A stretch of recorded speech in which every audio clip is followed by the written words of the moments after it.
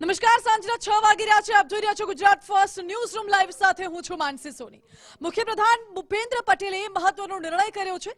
રાજ્યની નગરપાલિકાના નવા સેવા સદન માટે મહત્વપૂર્ણ નિર્ણય કરવામાં આવ્યો છે, જેમાં સહાયમાં વધારો કરવામાં આવ્યો છે. રાજ્યની નગરપાલિકાઓ માટે ખૂબ મદદરૂપ રહેશે, જ્યાં નગરપાલિકાના જે પોતાના નવા નગર સેવા સદનના નિર્માણ માટેની જે સહાય સરકાર દ્વારા આપવામાં આવે છે તેમાં વધારો કરાયો.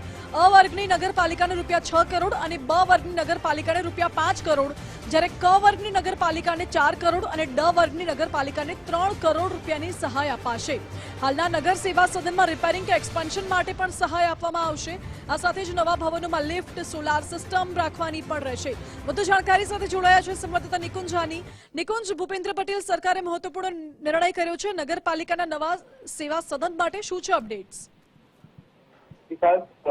નગરપાલિકાઓ માટે જો નવું ભવન બનાવવાનું હોય તો તેના માટે આ મહત્વનો નિર્ણય છે, કારણ કે રાજ્ય સરકાર દ્વારા નગર સેવા સદનના નિર્માણ માટે જે સહાય રાશિ આપવામાં આવતી હોય છે તેની અંદર વધારો કરવામાં આવ્યો છે.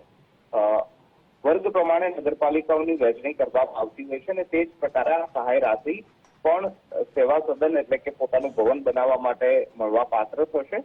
અ વર્ગની નગરપાલિકાઓ જે છે તેને હવે 6 કરોડ રૂપિયા મળશે, બ વર્ગની નગરપાલિકાને 5 કરોડ, ક વર્ગની નગરપાલિકાને 4 કરોડ અને ડ વર્ગની નગરપાલિકાને 3 કરોડ સહાય રાશિ જે છે તે આપવામાં આવશે. હાલના નગર સેવા સદનમાં રિપેરિંગ કે પછી એક્સપાન્શન માટે પણ સહાય જે છે તે આપવાની રાજ્ય સરકારે ખાતરી આપી છે.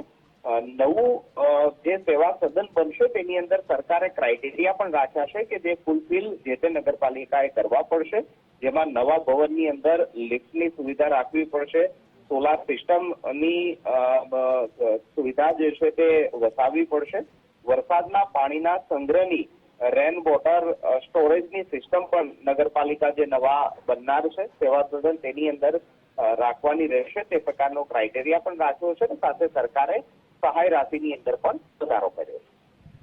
ઓકે નિકુંજ, આભાર આપનો.